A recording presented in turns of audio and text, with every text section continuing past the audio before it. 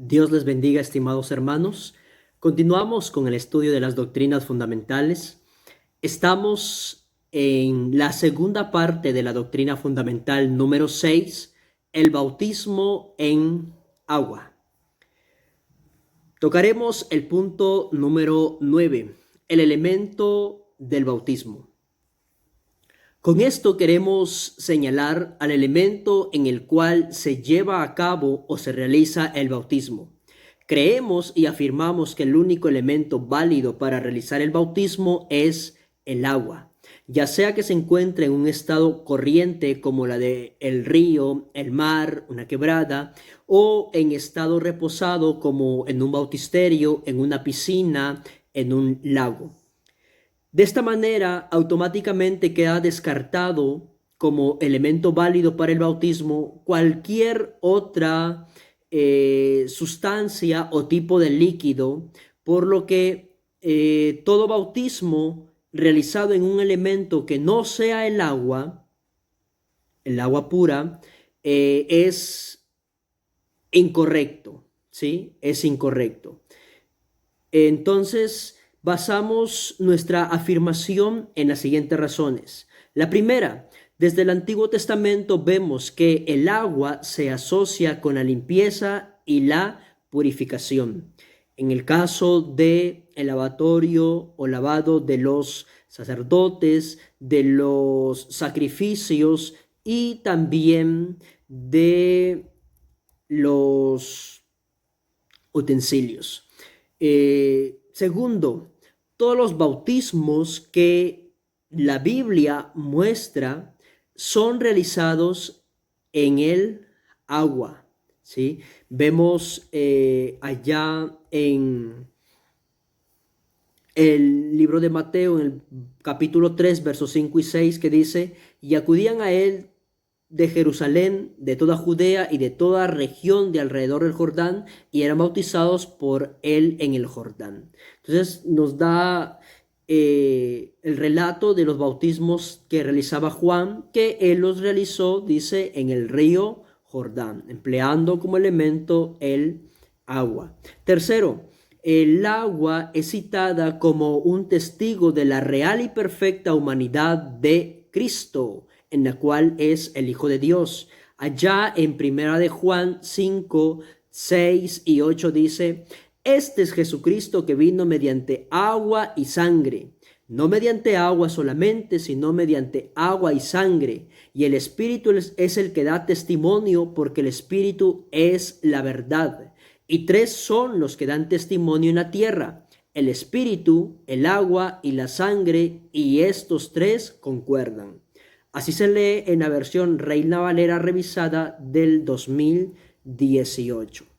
También queremos manifestar que en lo que son las culturas paganas, ya sea en América o en otros continentes, se relatan ritos de iniciación, en los cuales pues los iniciados son sumergidos, bañados o rociados en algunos casos en agua con flores, en leche, en licor y algún otro tipo de elementos. Respecto a ello, decimos que son prácticas paganas, supersticiosas, y no tienen ningún valor y por lo tanto beneficio en la vida espiritual de quien los practica, sino que más bien añade pecado a su vida.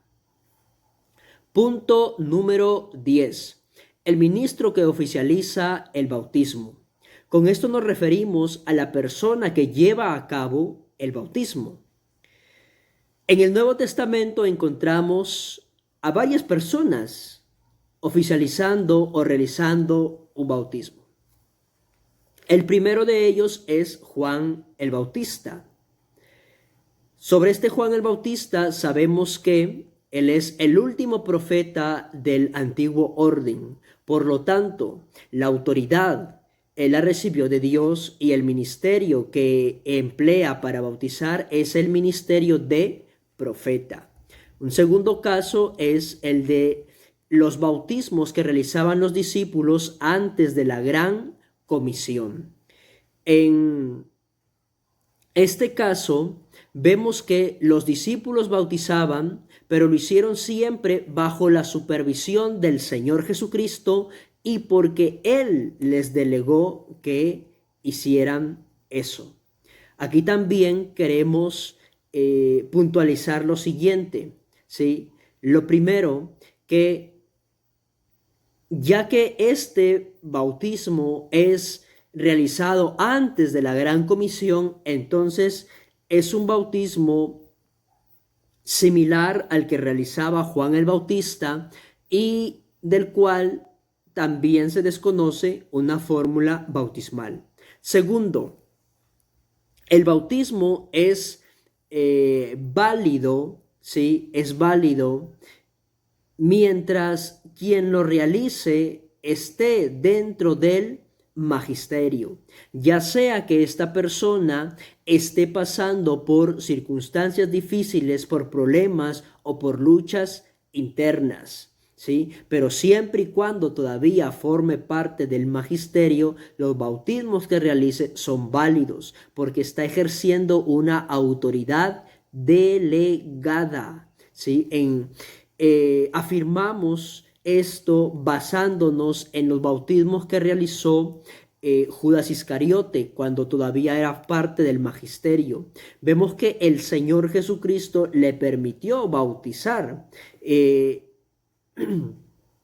Estos bautismos fueron válidos, aún sabiendo que lo que haría Judas después, ¿no? Pero vemos que los bautismos son válidos. De lo contrario, sería ilógico y sería problemático, ¿sí? Que el Señor le hubiera permitido a Judas bautizar sabiendo que ninguno de los bautismos que él realizaba eran válidos, ¿sí? Entonces, él bautizó, sí, pero estos bautismos sí fueron válidos porque él todavía era parte del magisterio de los 12 discípulos. Tercero, los apóstoles bautizaban. Ya después de la venida del Espíritu Santo, encontramos a los apóstoles bautizando. Entonces ellos lo hacen ejerciendo el ministerio de apóstoles.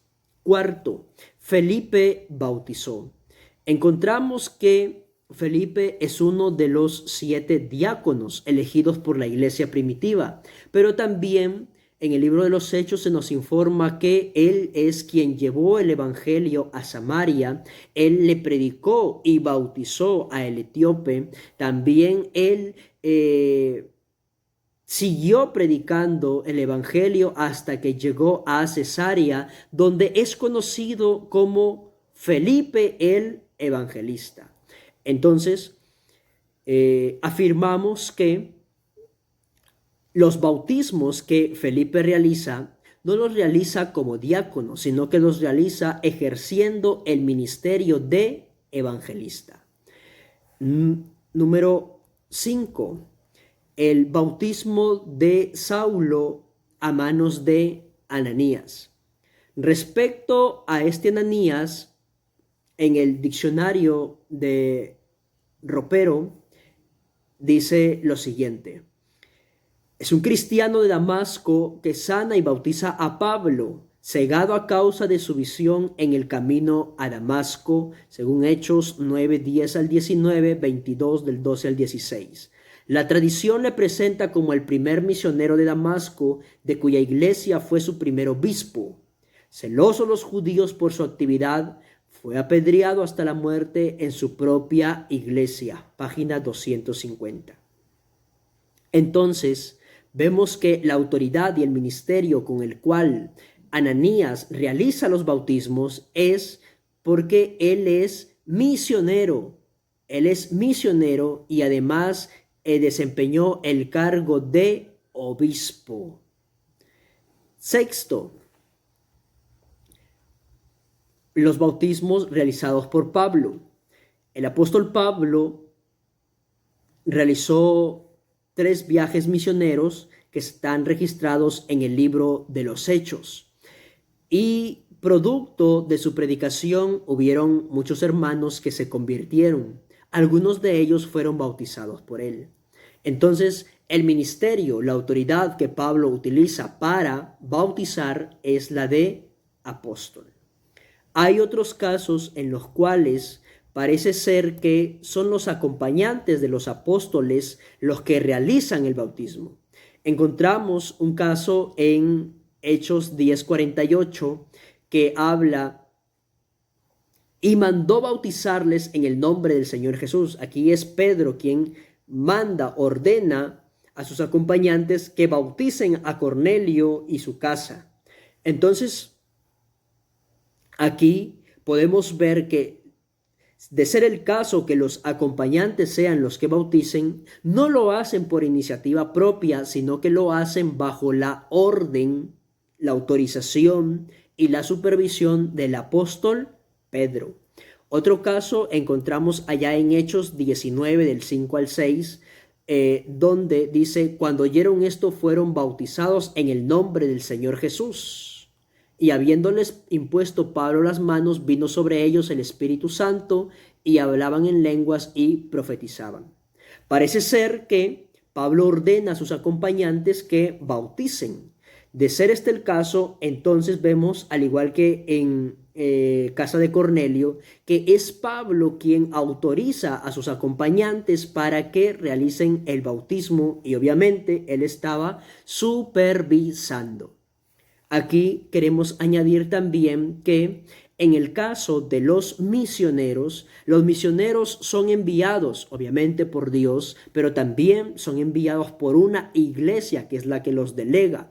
Esta iglesia que los delega los viste, ¿sí? Los viste de la autoridad necesaria para que ellos puedan realizar el trabajo o la labor que les es encomendada, ¿sí? Entonces, los misioneros, entonces ellos son personas que sí pueden realizar bautismos, porque la iglesia que los envía les da las facultades que ellos necesitan para desempeñar el trabajo. Obviamente que quien les da la autoridad, la potestad, es el Señor.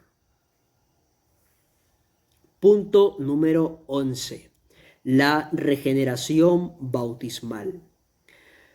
Contrario a la enseñanza católica y de aquellas denominaciones que enseñan la regeneración bautismal, afirmamos que la Biblia no enseña por ningún lado tal doctrina, sino que el nuevo nacimiento es nacer de lo alto, o sea, nacer de Dios. Negamos la regeneración bautismal porque el bautismo en agua no es el nuevo nacimiento. Segundo, ni el agua ni la ceremonia tienen poder en sí mismos, ni para limpiar, ni para perdonar, ni para salvar, sino que lo que les confiere tal efectividad es que va acompañado del arrepentimiento, de la fe y la obediencia a Dios. Tercero, el acto del bautismo no es efectivo por sí mismo, sino que es Dios quien en su voluntad le ha conferido ciertos resultados y ha establecido que se hagan efectivos al momento que el creyente es bautizado. Cuarto, puesto que el bautismo no tiene poder por sí mismo, entonces el perdón y la limpieza de los pecados se realiza sobre la base de Cristo en la cruz del Calvario. Y número 5, el ser añadido a la iglesia como parte del cuerpo de Cristo no es por el acto del bautismo en sí mismo, sino porque el nombre de Jesús es invocado sobre el bautizado, con lo cual esta persona que es bautizada pasa a ser propiedad de Cristo. Punto número 12. ¿Quiénes pueden ser bautizados? Primero, hablaremos acerca de los requisitos para el bautismo. Y aquí vamos a citar los diferentes versículos que tratan sobre el tema. Estos versículos los podemos encontrar allá en el libro de Mateo 28, 19 al 20. Ahí encontramos entonces, primer requisito es ejercer fe en Jesucristo como Dios y Salvador personal.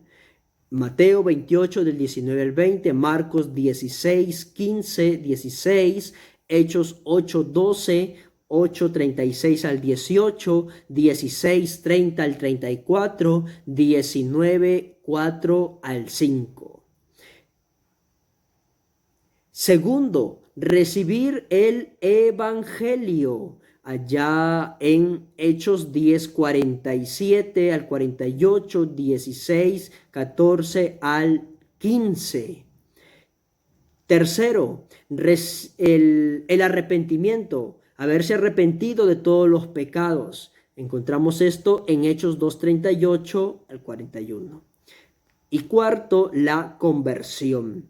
Hechos 9 del 1 al 18 y 16 al 30. Entonces, estos serían los requisitos que debe cumplir un candidato al bautismo para que pueda ser bautizado. Entonces, primero, ejercer fe en Jesucristo, ¿sí? Creer en Jesucristo como Dios y Salvador personal. Segundo, recibir el Evangelio. No puede bautizarse una persona que rechace el Evangelio, no. Tercero, el arrepentimiento de todos los pecados. La persona que se va a bautizar tiene que haber tomado la decisión de arrepentirse de todos sus pecados, haber trazado una línea con ellos. Y cuarto, la conversión. Esto debe de entonces producirse en la vida del candidato para que pueda ser bautizado. Si usted analiza todos los versículos que se han citado o que hemos mencionado, entonces llegará a estas mismas conclusiones. Segundo, hablaremos acerca de las razones que impiden ser bautizado. Y en este punto, basados en el punto anterior acerca de los requisitos para el bautismo, entonces de ahí mismo determinamos los requisitos que las razones que impiden ser bautizado. Y básicamente los podemos resumir en dos: que no haya recibido ni creído el Evangelio. Esto se traduce en un rechazo a Dios, en que no cree en Jesucristo como Señor y Salvador. Y segundo, que no se haya arrepentido. Si la persona no ha tomado la decisión de arrepentirse, de alejarse, de renunciar al pecado, entonces tampoco se ha convertido, ¿sí? Entonces significa que esta persona no está dispuesta a vivir para Dios. Entonces, en estos casos no se puede o no se debe bautizar a el candidato, ¿sí? Porque no cree en Jesucristo. Entonces, bautizarlo sería en vano, no tendría ningún valor en la vida de esta persona, ¿sí? Entonces, aunque suene duro, queremos decir lo siguiente, y es que bautizar a alguien que no cree, que no se ha arrepentido, que no se ha convertido, es como bañar a un cerdo para que una vez que ha sido limpiado, bañado, pues vaya otra vez a tirarse al lodo. Punto número 3, el bautismo de niños. Sabemos que esto es un tema bastante controversial. Vamos a citar lo que dice Ropero en su diccionario. En el Nuevo Testamento, todos los bautismos registrados se refieren a personas adultas que confiesan el nombre de Cristo. No se menciona para nada el bautismo de niños como tal. En las conversiones de Lidia, del carcelero de Filipos y de Estéfanas, Hechos 16:15, 33, 1 Corintios 1:16, se afirma que con ellos se bautizó toda su casa, el griego oikos, término que incluye a todos aquellos que estaban sometidos a la autoridad del cabeza de familia, menores y esclavos, incluyendo posiblemente a niños lactantes. Estudiosos del tema afirman que la fórmula oikos no significa que se incluya en la casa a los niños y especialmente a los pequeños. El concepto de casa, según ellos, no permite decidir si el bautismo de todos los que la componían incluían también a los infantes. El resultado de la exégesis contextual, afirman, es absolutamente negativo. No obstante, hay también eruditos que piensan lo contrario, argumentando de forma similar. Página 564. Entonces, dado que este es un tema muy controversial y que ha dividido a mucho, pues vamos a tratar este tema en los siguientes puntos. Primero, la práctica en los días de Jesús.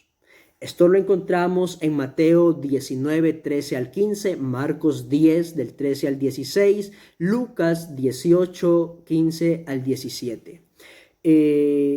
Aquí, en estos pasajes, encontramos lo que la Biblia muestra como una práctica que se empezó a hacer justamente en los días del Señor. ¿Sí? En Mateo 19, del 13 al 15 se lee: entonces le fueron presentados unos niños para que pusiese las manos sobre ellos y orase, y los discípulos les reprendieron. Pero Jesús dijo: dejad a los niños venir a mí y no se lo impidáis, porque de los tales es el reino de los cielos. Y habiendo puesto sobre ellos las manos, se fue de allí. Entonces, en los evangelios sinópticos vemos que el inicio de la práctica de la presentación de niños al Señor Jesucristo fue algo espontáneo y aprobado por Él. Segundo, Jesús en ningún momento rechaza a que le presenten niños, sino que más bien los insta o los motiva, ¿verdad? Porque Él dice: dejad los niños venir a mí y no se lo impidáis. Tercero, Jesús respecto a los niños declara que de los tales es el reino de los cielos y que el que no recibe el reino de Dios como un niño no puede entrar en él. Con esto, Él está demostrando que con los niños no hay ningún problema, ¿sí? A ellos les pertenece el reino de Dios. Esta es una razón por la que en la iglesia cristiana lo que se practica respecto a los niños es la presentación. No el bautismo, sino la presentación. Esta presentación de niños, esta costumbre de presentar a los niños, entonces podemos ver que sus raíces son estas. La presentación de los niños que realizaban los judíos a el Señor Jesucristo, ¿no? Y las palabras del Señor: dejadlos venir, entonces nos siguen motivando hasta ahora a realizarla. Segundo punto desde el cual analizaremos el tema es el análisis de bautismos familiares. Aquí vamos a ir viendo los casos que hablan de bautismos familiares, ¿sí? Y al analizar cada caso, vamos a ver si es que, pues, se incluía o no se incluía a los niños ahí para bautizarlos. Queremos citar aquí lo que dice la Reina Valera de Estudio en la versión de 1960 en su nota explicativa de Hechos 11:14 y dice: toda tu casa, no solo los parientes, sino también los esclavos y siervos de Cornelio, Hechos 10:7, son de esta misma opinión. Christemacher, 2007, página 283, MacArthur, página 244, aunque él incluye a los huéspedes, y Bruce, 2007, página 312. Entonces vemos que cuando se habla de casa o familia, no es entendida esta palabra en tal como nosotros la entendemos. Ahora nosotros entendemos casa o familia como pues el esposo, la esposa y los hijos y nadie más. No, pero vemos que allá en el contexto bíblico del primer siglo, la palabra casa entonces se refiere no solo a los parientes, sino también a los esclavos, a los siervos también que habían en casa y pues a los amigos más allegados. Primer caso, el caso de Cornelio. Y vamos a ver allá en Hechos 11:14, en Hechos 10:43 y en Hechos 10 del 47 al 48, ¿sí? Entonces, viendo estos tres versículos, podemos notar que el proceso seguido en la casa de Cornelio es que, primero, oyeron el evangelio. Segundo, creyeron el evangelio. Tercero, fueron bautizados en el Espíritu Santo. Y cuarto, los que creyeron y recibieron el bautismo del Espíritu Santo fueron bautizados en agua. Esta es la secuencia que siguen entonces en la casa de Cornelio. Entonces, mire, en Hechos 11:14 le dicen a Cornelio: él te hablará palabras por las cuales serás salvo tú y toda tu casa. En Hechos 10:43 dice: de este dan testimonio todos los profetas, que todos los que en él creyeren, refiriéndose a creer en Cristo, recibirán perdón de pecados por su nombre. En Hechos 10:47 al 48 dice: entonces Pedro respondió: ¿puede acaso alguno impedir el agua para que no sean bautizados estos que han recibido el Espíritu Santo también como nosotros? Y mandó bautizarlos en el nombre del Señor Jesús. Respecto a quienes integraban la casa de Cornelio, en Hechos 10, 7 y 24 se nos informa que eran sus criados, sus parientes, sus amigos íntimos y soldados devotos.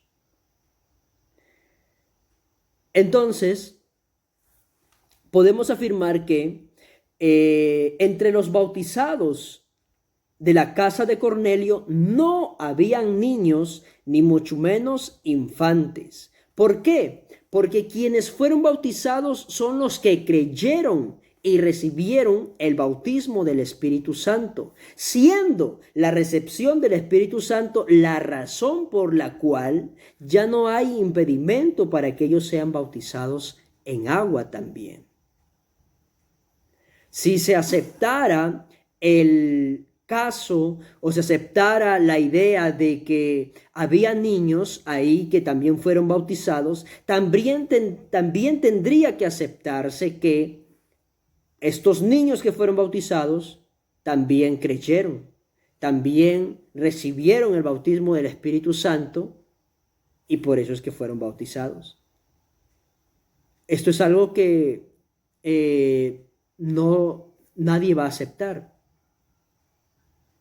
Entonces, vemos que en casa de Cornelio, entonces, no habían niños dentro de los bautizados. El segundo caso es el caso de la familia de Lidia y lo encontramos en Hechos 16 del 13 al 15. Y vemos que, ¿sí?, al analizar esta porción, podemos leer, dice, entonces una mujer llamada Lidia, vendedora de púrpura de la ciudad de Tiatira, que adoraba a Dios, estaba oyendo, y el Señor abrió el corazón de ella para que estuviese atenta a lo que Pablo decía, y cuando fue bautizada y su familia, nos rogó diciendo, si habéis juzgado que yo sea fiel al Señor, entrad en mi casa y posad, y nos obligó a quedarnos.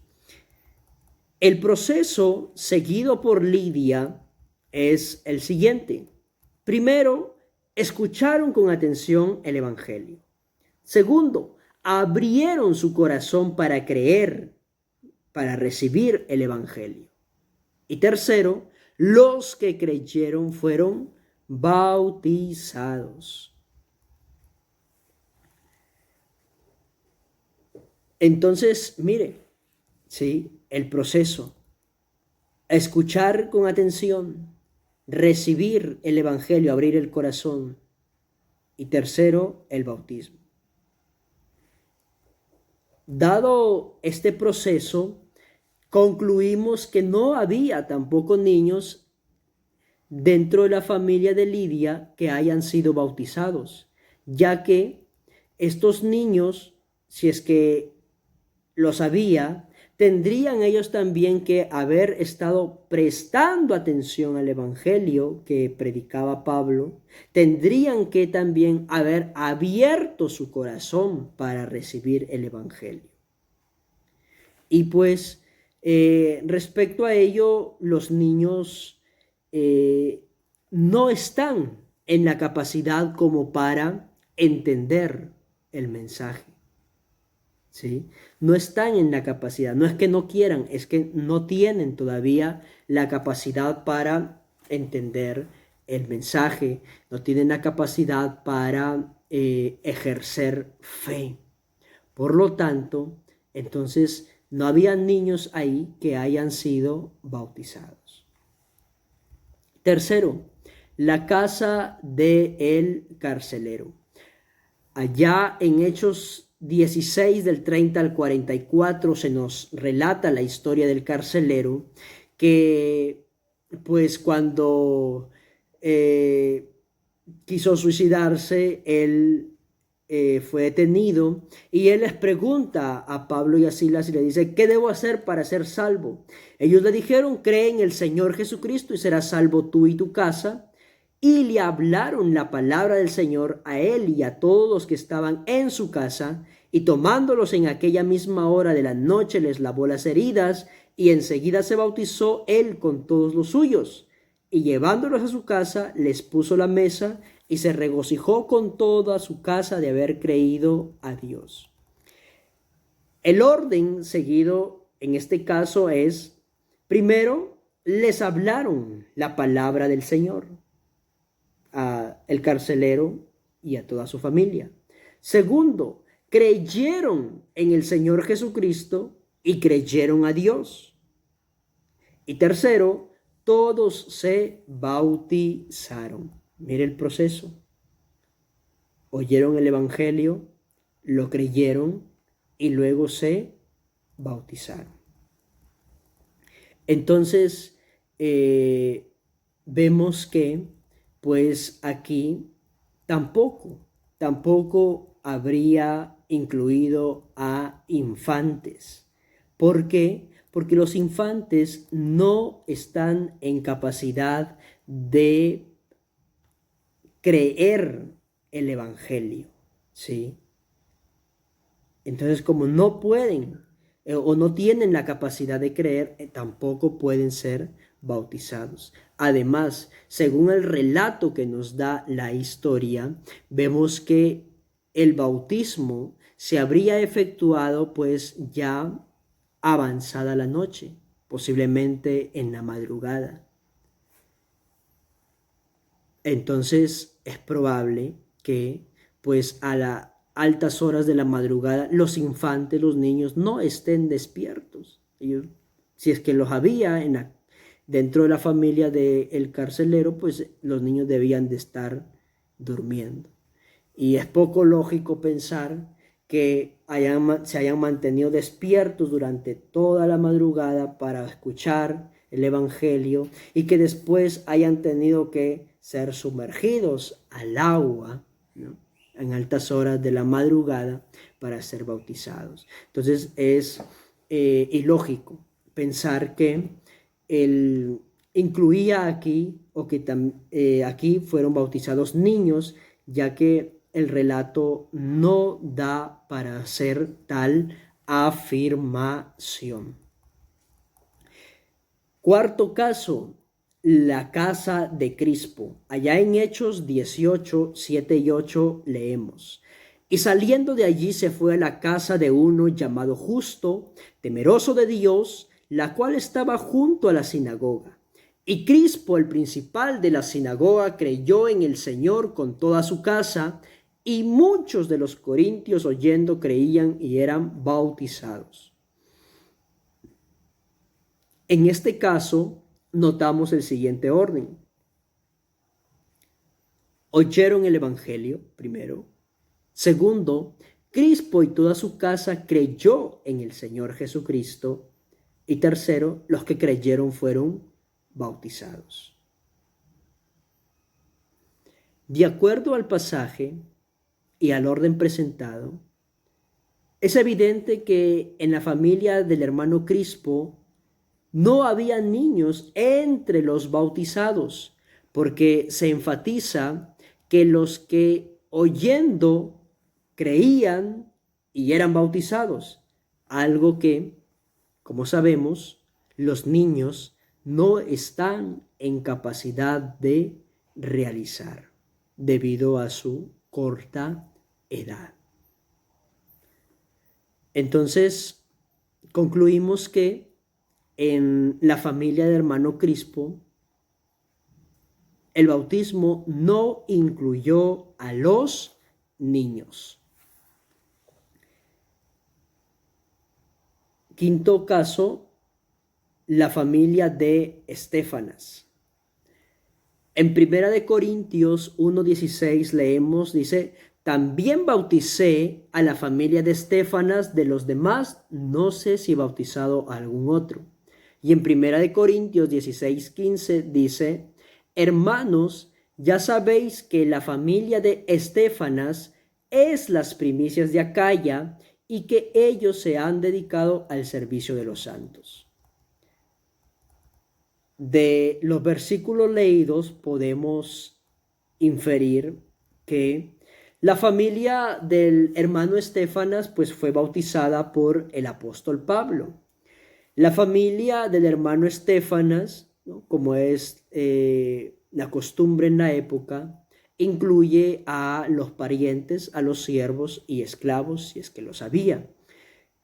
También que el bautismo o los bautizados de la familia de Estéfanas no incluyen niños. ¿Y cómo llegamos a esta conclusión?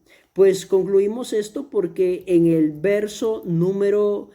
capítulo 16:15 de 1 Corintios dice que la familia del hermano Estéfanas se ha dedicado al servicio de los santos. Entonces, si la familia incluye también a los niños, tendríamos que pensar que los niños también estaban dedicados al servicio de los santos. Algo que pues no puede ser, como ya hemos dicho, debido a que no tienen las facultades desarrolladas como para hacer tal acción. Entonces, podemos concluir, después de analizar todos estos casos, que primero, el ejercer fe en el Señor Jesucristo siempre ha sido y será un requisito indispensable para que el converso sea bautizado. Por lo tanto, como los niños no pueden ejercer tal acción ya que no tienen las facultades para hacerlo, entonces ellos no fueron y no deben en la actualidad ser bautizados. Segundo, ninguno de los pasajes que hemos analizado menciona el bautismo de niños, ¿sí? Y aunque es verdad que ellos son parte de la familia, ¿sí?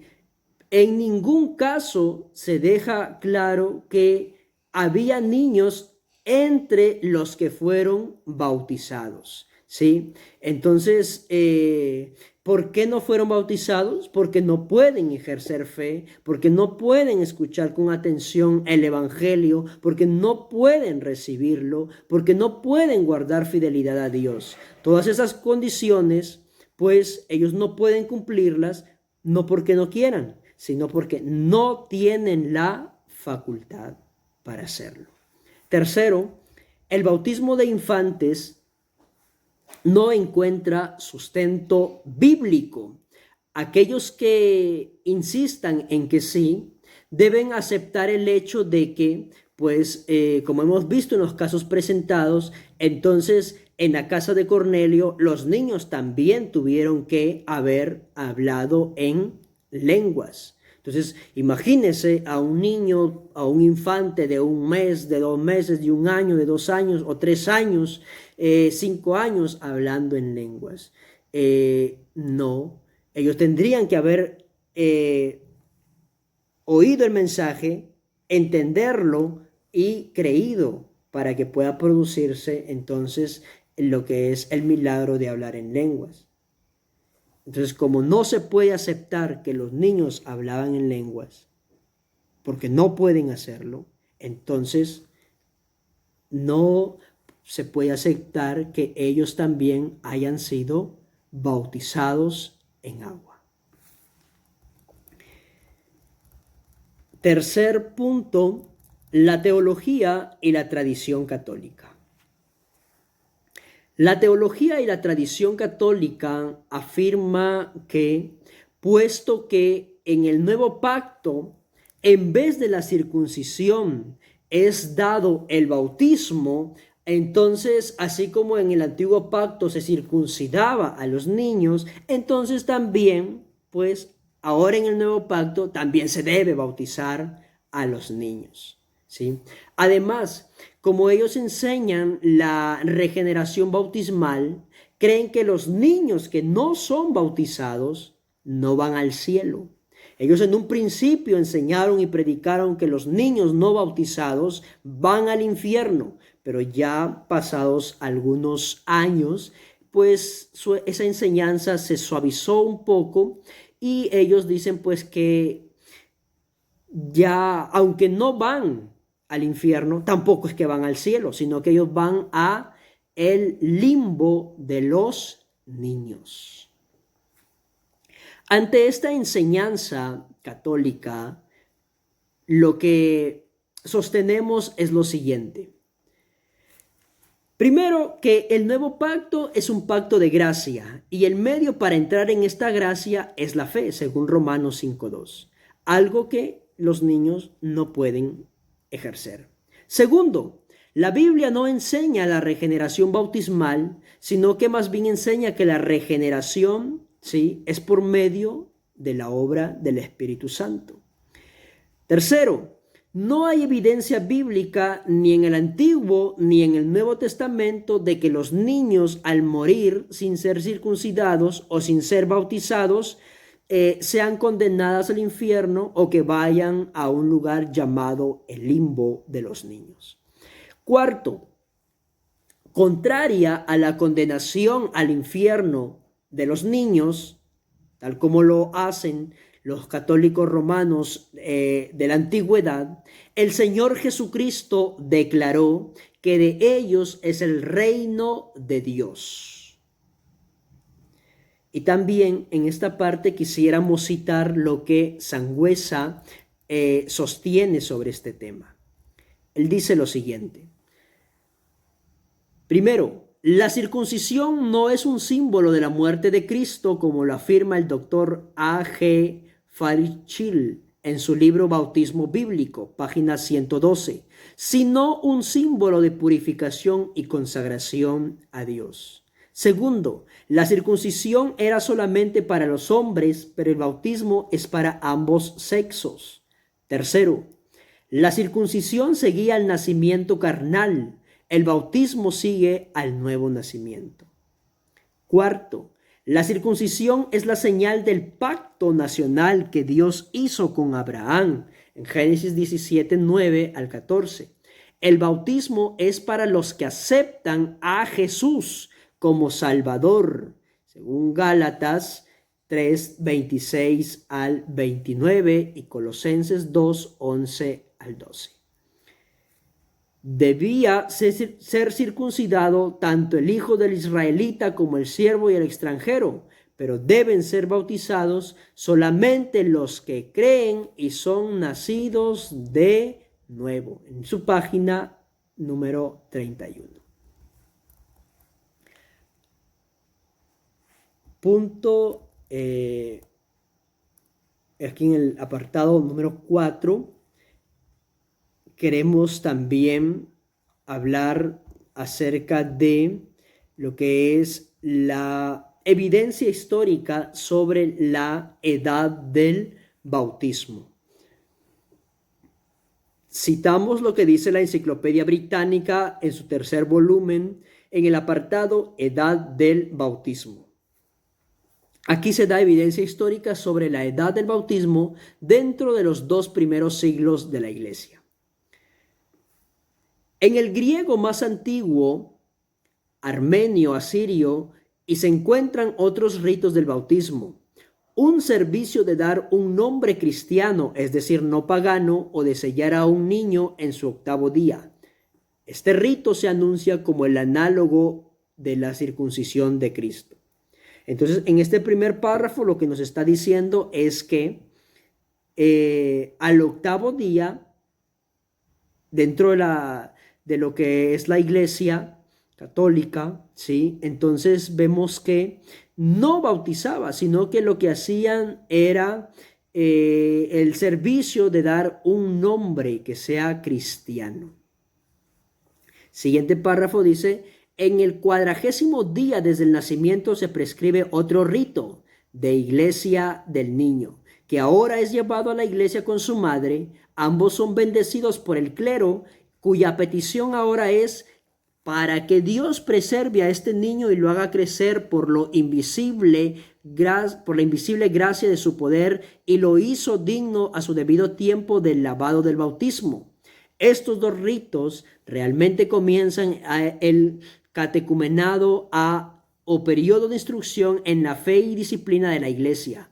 Dependía de la individual cuánto tiempo esperaría para la iniciación. Cada vez que sentía inclinado, dio su nombre como candidato. El obispo y el clero examinan a continuación a los candidatos uno por uno y averiguan de sus vecinos si han liderado vidas tan ejemplares como para ser dignas de admisión. Pero si todo era satisfactorio, era admitido. En Occidente, como un competens o asker; en Oriente, como un ser en curso de ser iluminado. En la página 366. Entonces, en este segundo párrafo vemos que al 40º día los niños no eran bautizados, sino que se prescribía otro rito, ¿sí? Que era el que tanto el niño como la madre debían de ser bendecidos por el clero. Y también se nos dice que estos 2 ritos, ya sea el de asignar un nombre cristiano como el de ir a recibir la bendición de parte del clero, lo que hacían era pues comenzar, ¿sí?, el periodo de la instrucción a los niños. ¿sí? Y estos niños debían de ser instruidos por un periodo hasta que este ya niño, en este caso ya un adolescente, tuviera la inclinación, o sea, se sintiera animado, motivado a bautizarse. Pero no es que ya con el simple hecho de que dijera yo quiero bautizarme, era bautizado, no, sino que dice que se averiguaba de los vecinos si es que la vida de este adolescente o este joven era una vida ejemplar. Si era ejemplar, entonces sí era bautizado. Pero si no era ejemplar, entonces tenía que ser rechazado hasta que esperara otra oportunidad. En la siguiente página leemos lo siguiente. Gregorio, teólogo, ¿sí?, alrededor del 340, sugiere la edad de 3 años como adecuadas para el bautismo, porque para entonces un niño tiene la edad suficiente, si no de entender las preguntas que se le hacen, al menos hablar y hacer las respuestas necesarias. Gregorio sanciona el bautismo de niños solamente cuando exista peligro inminente de muerte. Es mejor que deban ser santificados sin su propio sentido de ello, que mueran sin sellar y sin iniciar. Y justifica su punto de vista con esto, que la circuncisión, que prefiguraba el sello cristiano, se impuso a el 8º día sobre aquellos que aún no tenían uso de razón. ¿Cuánto tiempo después de esto fue antes de que el bautismo infantil se convirtiera en algo normal dentro de la iglesia bizantina? No lo sabemos exactamente, pero era natural que las madres deben insistir en que sus hijos sean liberados de Satanás y salvaguardado de los demonios tan pronto como sea posible.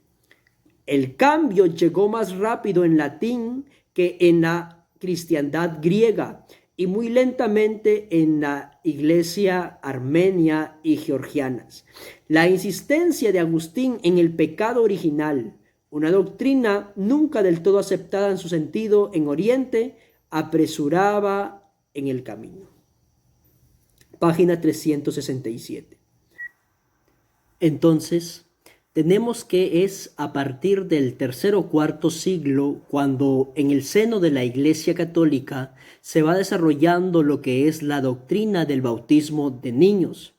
Y esta va desarrollándose o evolucionando hasta que, como bien leímos, no se sabe cuándo, pero son las madres de los niños las que ruegan, las que piden que sus hijos sean bautizados. Esto se debe a que ya se había arraigado las doctrinas erradas de lo que es pues la regeneración bautismal, o el que los niños, la herencia del pecado original, y que los niños, si es que no eran bautizados, pues iban a irse al infierno. Es debido a eso, entonces, que son las madres en su preocupación las que piden que sus hijos sean bautizados, y esa costumbre, debido a estas erradas interpretaciones, se ha perpetuado hasta la actualidad. Bien, hemos llegado a la parte final en el tema por este día, y estaremos preparando la tercera y última parte.